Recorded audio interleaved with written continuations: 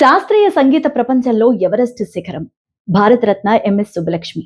ఆ సంగీత సామ్రాజ్ఞి జీవితం ఆధారంగా ప్రతిష్టాత్మక బయోపిక్ రానుందని మీడియాలో గత కొన్ని రోజులుగా వార్తలు హల్చల్ చేస్తూనే ఉన్నాయి. గౌతమ్ తిన్ననూరి దర్శకత్వం వహించనున్న ఈ చిత్రంలో ఎంఎస్ సుబ్బలక్ష్మి పాత్రను సాయి పల్లవి పోషించనున్నట్టు వార్తలైతే మొట్టమొదట బలంగా వినిపించాయి. ఆ తర్వాత రుక్మిణి వసంత్ పేరు కూడా వెలుగులోకి వచ్చింది. తాజాగా ఈ గోల్డెన్ ఛాన్స్ ను నేషనల్ క్రష్ రష్మిక మందన్న దక్కించుకుందనే వార్త టాలీవుడ్ లో హాట్ టాపిక్ గా మారింది.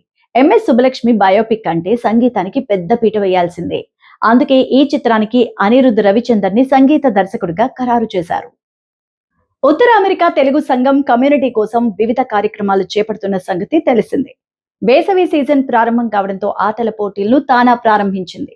దీనిలో భాగంగా శనివారం అంటే జూన్ 6 కన్నాపోలిస్ లోని కరోలినా పికల్ బాల్ క్లబ్ వేదికగా నిర్వహించిన తానా పికిల్ బాల్ టోర్నమెంట్ అత్యంత వైభవంగా విజయవంతంగా సాగింది.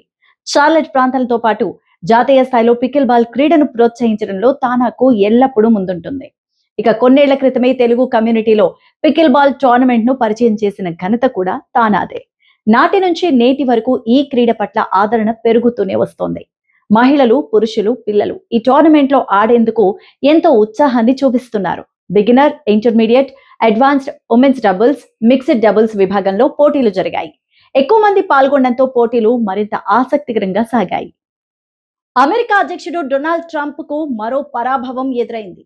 విదేశీ ఐటీ నిపుణులు, ముఖ్యంగా భారతీయ టెక్కీలను టార్గెట్ చేస్తూ అమెరికా అధ్యక్షుడు డొనాల్డ్ ట్రంప్ తీసుకున్న ఒక వివాదాస్పద నిర్ణయానికి యుఎస్ న్యాయస్థానంలో గట్టి ఎదురు దెబ్బ తగిలింది. విదేశీ ఉద్యోగులకు జారీ చేసే ప్రతి కొత్త H-1B వీసాపై ఏకంగా $1,00,000 అంటే దాదాపుగా ఇండియన్ అమౌంట్ లో 83 లక్షల రూపాయలు భారీ రుసుమును విధించాలన్న ట్రంప్ పరిపాలనా విభాగానికి సంబంధించిన ఎగ్జిక్యూటివ్ ఆర్డర్ ను అమెరికా ఫెడరల్ కోర్టు తాజాగా కొట్టేసింది. అమెరికా రాజ్యాంగం ప్రకారం పన్నులు విధించే అధికారం కాంగ్రెస్ కి ఉందని, అధ్యక్షుడికి అలాంటి అధికారం అస్సలు లేదంటూ కోర్టు స్పష్టం చేసింది. ఈ కారణం చేత ట్రంప్ నిర్ణయాన్ని రద్దు చేయడం జరిగింది. ఇక ఈ కేసు 20 మంది డెమోక్రటిక్ స్టేట్ అటార్నీ జనరల్స్ దాఖలు చేసిన పిటిషన్ ఆధారంగా విచారణకు వచ్చింది. ట్రంప్ ప్రభుత్వం గతంలో ప్రకటించిన ఈ అత్యధిక ఫీజు విధానం వల్ల H-1B వీసా దరఖాస్తులు గణనీయంగా తగ్గాయని కూడా డేటా చూపిస్తోంది. బోస్టన్లోని అమెరికా డిస్ట్రిక్ట్ జడ్జ్ లియో సోరోకిన్ ఈ ఫీజును కాంగ్రెస్ అనుమతి లేకుండా విధించాల పన్నుగా పేర్కొన్నారు. ఇండియా కూటమిలోని 25 ప్రతిపక్ష పార్టీల నేతలు సోమవారం దేశ రాజధానిలోని కాన్స్టిట్యూషన్ క్లబ్ లో సమావేశమయ్యారు. కూటమిలోని అన్ని పార్టీల నేతలంతా సమావేశంలో పాల్గొన్నారు.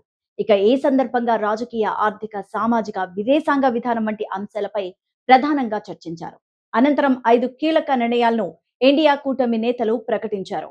ఇక ఈ సందర్భంగా మీడియాతో మాట్లాడిన ఏఐసిసి చీఫ్ మల్లికార్జున ఖర్గే 5 నిర్ణయాలకు సంబంధించిన కీలక విషయాలు వెల్లడించారు. మరోవైపు సార్వత్రిక ఎన్నికల తర్వాత తొలిసారిగా సమావేశమైన విపక్ష కూటమిలో అంతర్గత విభేదాలు బట్టబయలయ్యాయి. ఈ కీలక భేటీకి డిఎంకే, ఆమ్ ఆద్మీ పార్టీ హాజరు కాకపోవడం గమనార్హం.